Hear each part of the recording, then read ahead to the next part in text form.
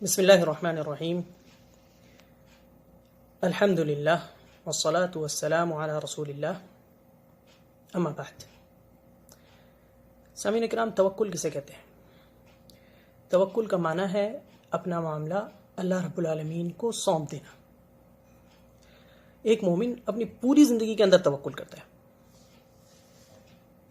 ہمیں اس بات پر پختہ یقین ہے کہ ہمیں رزق اللہ ہی دیتا ہے، اور جو رزق اس نے ہمارے لیے لکھ دیا ہے وہ بہرحال ہم کو مل کر رہے گا۔ لیکن کیا اس کا یہ مطلب ہے کہ ہم کوشش نہ کریں، ہاتھ پر ہاتھ رکھ کر بیٹھ جائیں؟ ظاہر ہے کہ ہم ایسا نہیں کرتے۔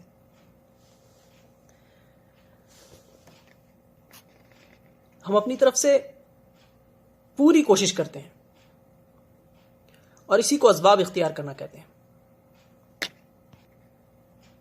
لیکن ایک مومن کی حیثیت سے ہم بھروسہ اسباب پر نہیں کرتے، بلکہ مسبب الاسباب پر کرتے ہیں، جس نے ان اسباب کو پیدا بھی فرمایا ہے، اور ان اسباب میں تاثیر بھی اسی کے حکم سے پیدا ہوتی ہے۔ ہم اگر لاکھ کوشش کر لیں تب بھی ہمیں کامیابی نہیں مل سکتی اگر وہ نہ چاہے۔ اب اسی معاملے کو کورونا کے سلسلے میں احتیاطی تدابیر پر اپلائی کر لیں۔ اگر ہم اپنی طرف سے اس سے بچنے کی کوشش نہ کریں تو یہ توکل نہیں ہے۔ اللہ رب العالمین کا صاف ارشاد ہے، وَأَن لَيْسَ لِلْإِنسَانِ إِلَّا مَا سَعَى۔ انسان کے لیے وہی کچھ ہے جس کی وہ کوشش کرتا ہے۔ اگر کوئی یہ کہے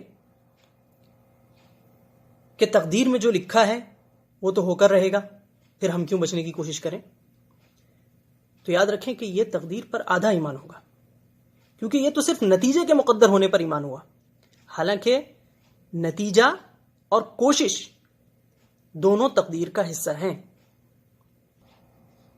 خلاصہ یہ ہے کہ ہم کورونا سے بچنے کے لیے تدابیر اختیار کریں، اپنی طرف سے پوری کوشش کریں، یہ بات ہم پر فرض ہے۔ اور یہی بات نبی صلی اللہ علیہ وسلم نے فرمائی ہے ایک حدیث کے اندر کہ کوڑھی سے اس طرح بھاگو جیسا کہ تم شیر سے بھاگتے ہو۔ یہ صحیح بخاری کی حدیث ہے۔ اسی کا حصہ وقتی طور پر جمعہ اور جماعت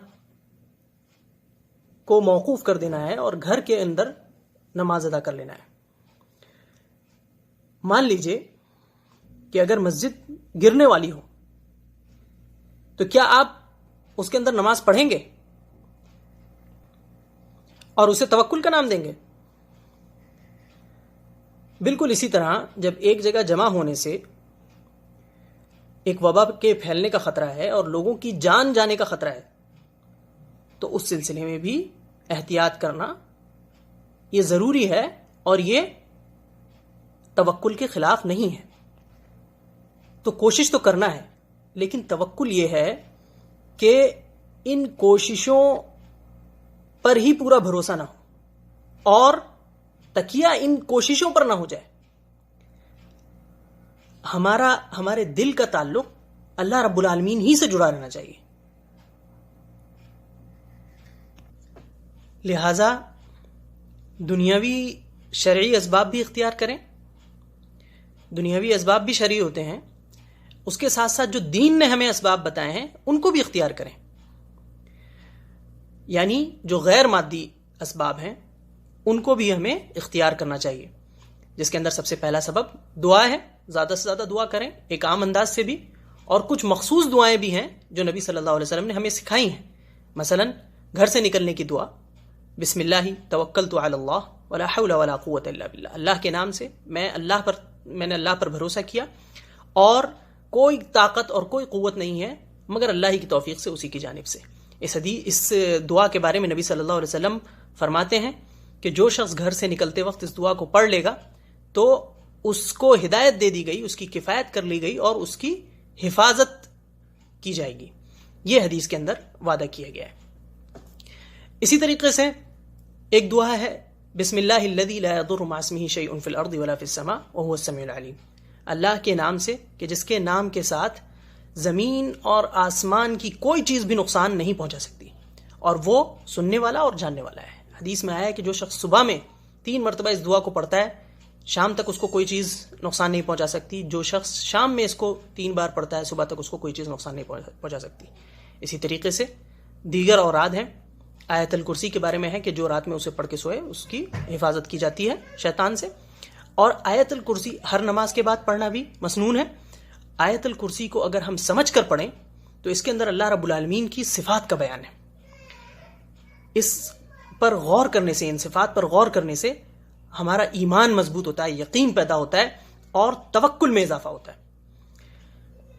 دیگر شرعی اسباب جو دنیاوی نہیں ہیں، یعنی مادی نہیں ہیں، ہم کہہ سکتے ہیں، ان کو بھی اختیار کیا جانا چاہیے۔ استغفار اور توبہ، استغفار سے جو ہے عذاب ٹلتا ہے، اللہ رب العالمین کا غصہ ٹھنڈا ہوتا ہے، اور اللہ رب العالمین کی رحمت کو کھینچ لانے کا ذریعہ ہے استغفار۔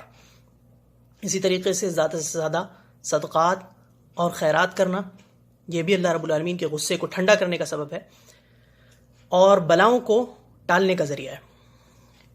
سب سے اہم چیز یہ ہے کہ ہم اپنا ایمان اللہ رب العالمین کے اوپر مضبوط رکھیں، اپنا یقین اس کے اوپر مکمل رکھیں کہ اللہ کی مرضی کے بغیر کچھ نہیں ہو سکتا، اور اللہ رب العالمین اگر چاہے تو کوئی ہم کو نقصان نہیں پہنچا سکتا، اللہ کی مرضی کے بغیر کوئی ہم کو نقصان نہیں پہنچا سکتا، اور اللہ اگر ہمیں نقصان پہنچانا چاہے تو کوئی بچا نہیں سکتا۔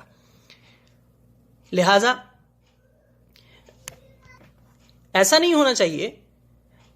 ہونا چاہیے کہ اگر ہم نے احتیاطی تدابیر اختیار کر لیں تو ہم یہ سمجھنے لگ جائیں کہ اب تو ہمیں کچھ ہو ہی نہیں سکتا۔ نہیں، اگر موت لکھی ہے تو اللہ تعالیٰ آپ کو آپ کے گھر سے کھینچ کر آپ کی موت کی جگہ تک لے جائے گا۔ اور نہ یہ ہونا چاہیے کہ ہم نے اپنی طرف سے پورے اسباب اختیار کر لیے اور اتفاق سے کسی جگہ ہماری قدرت سے باہر کوئی بد احتیاطی ہو گئی، ہمارے اختیار سے باہر، تو بس اب آپ ڈر جائیں کہ اب تو بس ہو ہی گیا ہمیں کورونا۔ نہیں، اللہ رب العالمین کی مرضی کے بغیر آپ کو کوئی چیز نہیں پہنچ سکتی، اس بات پر یقین رکھیں، اور اگر اللہ تعالیٰ آپ کو کوئی پہنچانا چاہے تو آپ لاکھ اسباب اختیار کر لیں، وہ چیز آپ کو پہنچ کر رہے گی۔ یہ ہمارا ایمان ہونا چاہیے، دراصل یہی توکل ہے، اور یہی بات حدیث میں کہی گئی ہے۔ نبی صلی اللہ علیہ وسلم نے فرمایا ہے لا عدوہ۔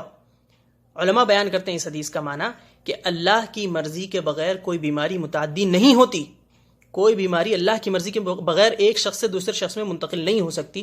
لہٰذا ہم اسباب اختیار کریں لیکن توکل اللہ پر کریں، بھروسہ رکھیں اللہ رب العالمین پر، اور اس کی ذات سے زیادہ امید رکھیں، اس سے اپنا تعلق جوڑیں، اس کی طرف رجوع کریں، اپنے گناہوں سے معافی مانگیں۔ اللہ رب العالمین ہم کو اس کی توفیق عطا فرمائے۔ اگر آپ کو لگتا ہے کہ یہ ویڈیو وقت کی اہم ضرورت ہے تو آپ اس کو زیادہ سے زیادہ شیئر کریں، اور اس ویڈیو میں جو 2 دعائیں میں نے ذکر کی ہیں ان کو انشاءاللہ میں اس ویڈیو کے ساتھ ہی شیئر کر دوں گا۔